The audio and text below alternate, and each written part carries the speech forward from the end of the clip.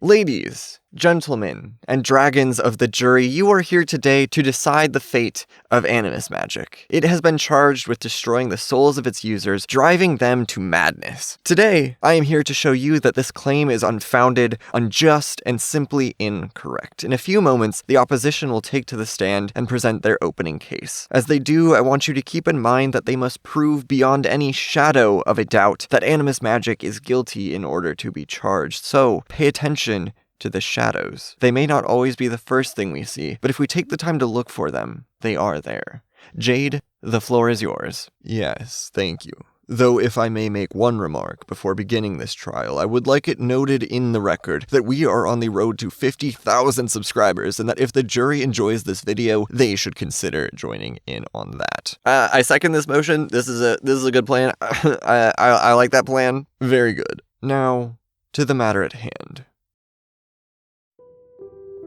As my first piece of evidence, I would like to submit the wisdom of our ancestors and our ancestors' ancestors, the beliefs of our characters both ancient and contemporary. Looking back to the past, long before even the souls of Darkstalker and Albatross were claimed, there were rules in place to prevent the use of animus magic due to its effects on the soul. Icewings limited their animus dragons to 1 spell per lifetime as the result of ancient stories of users gone mad. Skywings even went so far as to kill their animus dragons on sight. In the minds of contemporary dragons, these warnings have not been forgotten. Nearly all dragons in Pyrrhia will tell you the same thing, that animus magic turns a dragon evil. Now, is it really so unbelievable that they might be right? That the beliefs which arose in and have persisted in multiple tribes and across literal millennia might just be grounded in truth? Objection!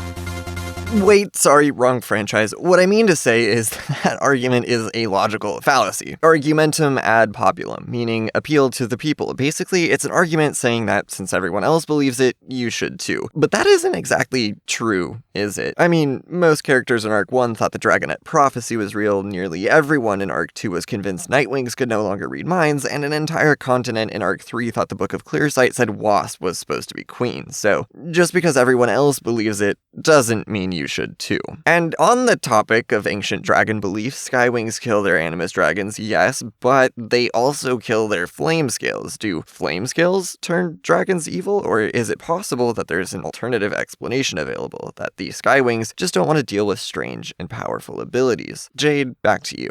Perhaps. Well, what is it that we always say? The data doesn't lie? The fact of the matter is that there are more known animus users who are evil at some point. 7 that we can count: Albatross, Jerboa, Orca, Anemone, Arctic Diamond, and Darkstalker, than there are who never went evil. Only 4: Fathom, Turtle, Stone Mover, and Jerboa 3. And of all the users who never went evil, the one consistent pattern among them is that they limited their use of animus magic. In other words, all the dragons who retained their souls didn't use as much magic as they could have. Coincidence? I doubt it. Right, and at least one, Arctic, if not others, of the dragons who turned evil also placed limits on their animus magic use, but they still went evil. True, but even with the limits, Arctic still casts 7 spells. And Turtle cast 25, maybe more, with some pretty substantial spells in the mix, but he never even began to show signs of soul corruption. So what's up with that? I mean, according to all those ancient time and tribe-transcendent beliefs of the Icewings and the Skywings, 2 spells should be dangerous, let alone 25. But here we are. Maybe they were just being cautious and they set the scale too small. If you look at the chart, you'll clearly see that the 2 dragons who cast hundreds of spells were both quite evil. It could be the case that it just takes a lot of spells to notice the effect. Hold it!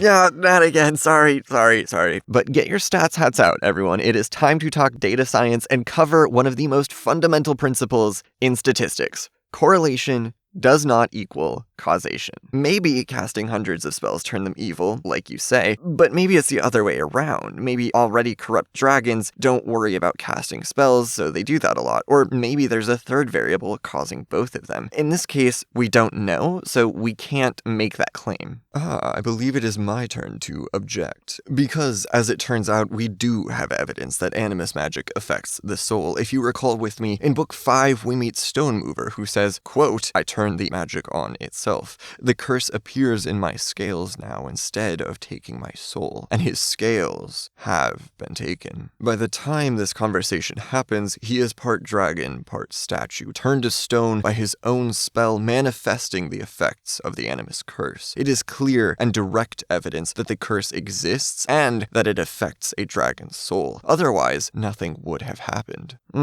Yes, it is indeed evidence that something is happening, but let me ask you this. What is a soul?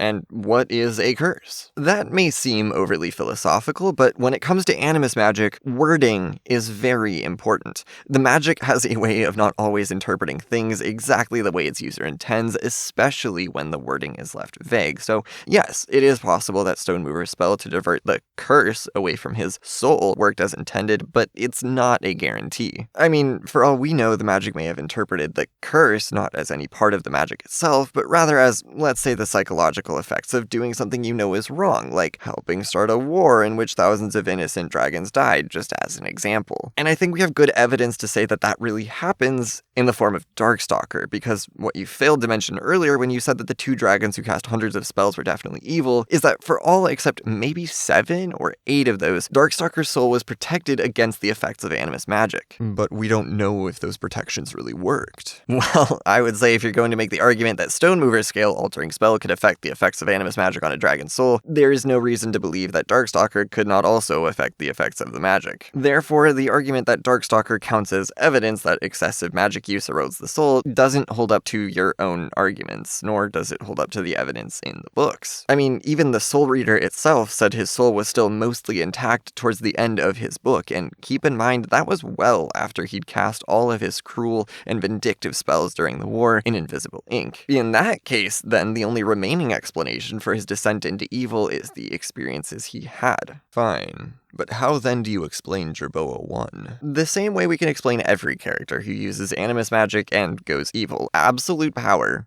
corrupts. Absolutely. Having the ability to do anything without fear of the consequences, because worst case scenario, you just cast more magic to clean up whatever mess you make, leads dragons to doing anything, oftentimes without regard for the lives of others. And as you yourself point out, it is the very dragons who do not or cannot allow themselves to cast whatever magic they want, the dragons that have a limit, that are the most likely to keep from going down the path to depravity. And in contrast to Jerboa 1, Jerboa 3 is a prime example of this. After just having freed herself from her mother, she realizes she has unlimited power and begins fantasizing about all the things she could do with it. She imagines forcing everyone to be friends with her. She imagines making herself queen of the Sandwings. These aren't desires stemming from a place of evil, but they are absolutely the first steps down that path. And it's only when she realizes her mother has cast a spell upon her that will literally kill her if she uses too much magic that these fantasies disappear. In other words, it isn't until she realizes her choices are limited that we see the red flags disappear. And now I believe we are just about out of time, so members of the jury, it is time for our closing statements, and then for you to vote. To sum up the defense's thoughts, I will say this.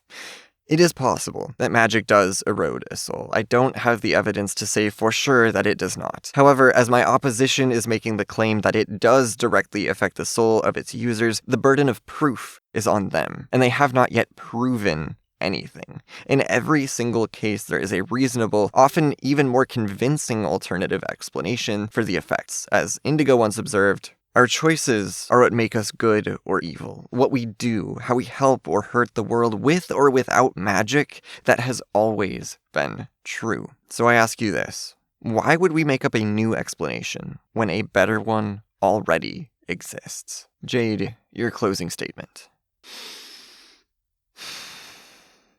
In many ways, I think my opponent is right. There are always alternative explanations, and some of them are better than others. But aren't there always alternative explanations, no matter what it is you're trying to explain? When it comes to animus magic, I think it is not unreasonable to say that its effects are mysterious. It is a mysterious power, after all, and it is incontrovertible that it does have effects in the world. So, jury, I say that even if we do not yet fully understand how it erodes a dragon's soul, it would be foolish to claim that it does not.